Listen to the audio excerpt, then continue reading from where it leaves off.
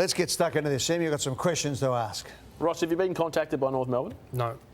Would you take the call if you were? Out of respect, yes. Are you feeling like coaching is something that You've only got one more again? question too, but this is your last question. This is it, or do I get one more after this? One. No, I'll give you two. Okay. That's all right. What was that last one? Do you feel like last year when you were being asked about the Carlton job? Really simply, there's no story here. I understand why I'd be linked because of my past history. Yep. I currently work full-time at a property investment house. Would you consider changing that? And I'm a media performer. I'm a little bit uncomfortable talking about because I need to comment on all clubs. In a sense, it's gratifying that you get linked because we're all got an ego. I've got no definitive position. They're speaking to everyone in football, and so they should. Mark Williams, go and speak to Bomber Thompson, speak to them all, speak to Hurd. But you haven't ruled out coaching again. It's not something it has not been on my radar because I've got my hands full. I've been, like you guys, on the treadmill trying to keep up, do my property, do my media, keep up, and try and have something sensible to say at some point. Not that I get that all of the time. So there's a non-story here. I'm not canvassing and they haven't rung.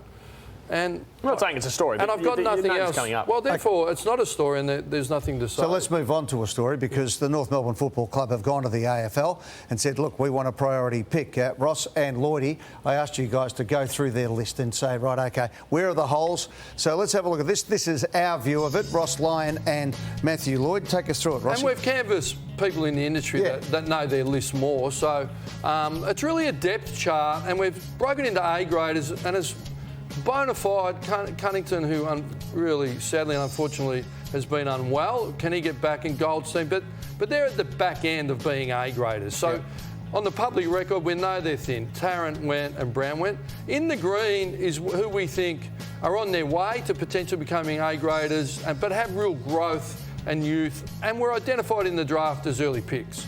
You can see from our where, and the red is, they're playing AFL football. Is there much growth in them? They could be out the door quick, or they could play a role. But so the midfield, we not over-index, but they're really strong. Top 10 picks, pick 2 pick 3s. You got to pick 1, Horn Francis, and all of that. And they got rucks. They got small forwards. You know, Zerha and Curtis were fantastic on the weekend. They got a few, but you can see on the depth chart, you got McKay and Larkey, and they're really thin in that area.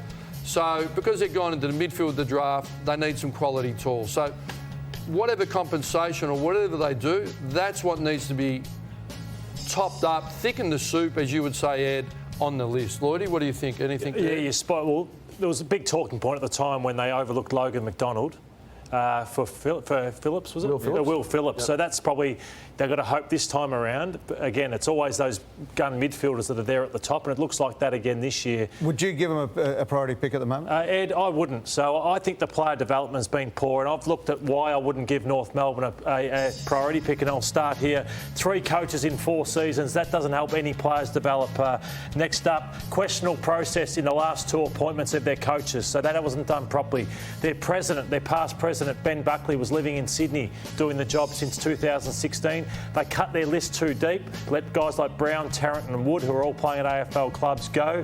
Didn't replace them with good enough talent. Those players are questionable AFL footballers at this point in time, and big money recruitment decisions in Pollock, Core, Coleman, Jones, Tyson, Stevenson. And the last point, look at the first round draft picks they've had since 2017. So they've had plenty of them. I just don't believe another pick will do anything for them. Get your club right first. I want to see who's going to be your head of footy, who's your CEO, who's your board, what changes you're making there before who are your new recruiters. That's the number one priority before you get to the next kid you bring in the door. I think that they have to give this club a bit of a go before we get near Tasmania, because as soon as Tasmania, if that's the way they're going to go, start having priority picks, then North will become the 19th of an 18-team competition. I see it as a little bit different. I think they've built a young midfield. And that's everything you said was relevant, but it's a sunk cost. In economics, once you've spent it, you never get it back. So that's gone. You can't retrieve that, but you can take care of the future. And I think you get it done in a year. Do it now. Do it now, and then whatever else happens in the AFL expansion, North aren't vulnerable, and they should be in good shape because they should get potentially 2 pick 1s, a crack at the draft, an end of the first round, and you alleviate or eradicate any potential excuse for them. 2 pick 1s. Well, they got theoretically they're going to finish with pick 1. You give them pick 2. And then you give them the compensation. Pendlebury and Thomas There'd be came. mutiny the Well, it rest of the happened at the competition Gold if that happened. Coast. Yeah, but Happened it's at the Gold Coast. very different when Gold What? Coast and GWS are starting from scratch. They're not starting from they've scratch, been and as 10 years. Lloydie just said, Yeah, but they are now. As Lloydie just said, a lot of the Gold Coast wounds weren't are starting from scratch. self-inflicted. They've been there for 10 years and had every compensation an early pick known to man. But they weren't given pick 2. But they stuffed it up. Another kid just They drowns stuffed in it up. that environment. Gold Coast stuffed it up for the same reasons Lloydie I think said. there's going to be enough diligence on the North Melbourne Football Club on their appointment of a coach and everything else.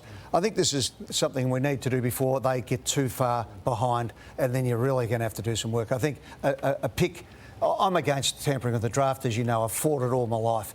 But I think in this situation, take the pain early and get on with it, and then that's it for them. And if they fall by the wayside, that's... I mean, we're going to speak to the President. She'll be here next week. The Walsh report will be handed down, and she's promised to come in here, which is great that she'll do that. We're going to have it tonight. So, no, wait another week until we get the situation, and then we'll go through it. Because I think there's a real position for North Melbourne in the competition. I've floated what I've thought about Tasmania, but I think there's something there that we'll talk about. What does it achieve letting him wallow for another 2 years? Yeah, we don't need Nothing. more bad But games how on did TV. Melbourne go with Scully and Trengove? It doesn't get you anywhere. These players walk into an environment. Your point's right, Lloydie. You're 100% right. As long as you Until you put the right people in. That's right. That's my point. Totally. Guys, we'll leave North Melbourne there. So thanks very much, Ross, for doing that. Looks like you've had a good look at the list. And Lloydie drove it. That's my question as well.